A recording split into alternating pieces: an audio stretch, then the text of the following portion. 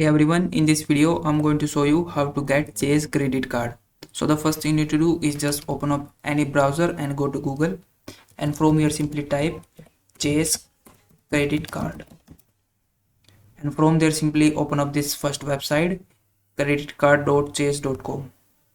And after you do that, it will open this website. On this website they will show you all of their popular reward cards, so you can choose any of them.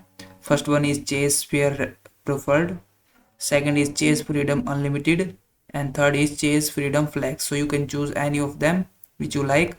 So I'm going to select first one, and after this simply click on this apply now button, and once you do that it will load a application form for you which you have to fill up.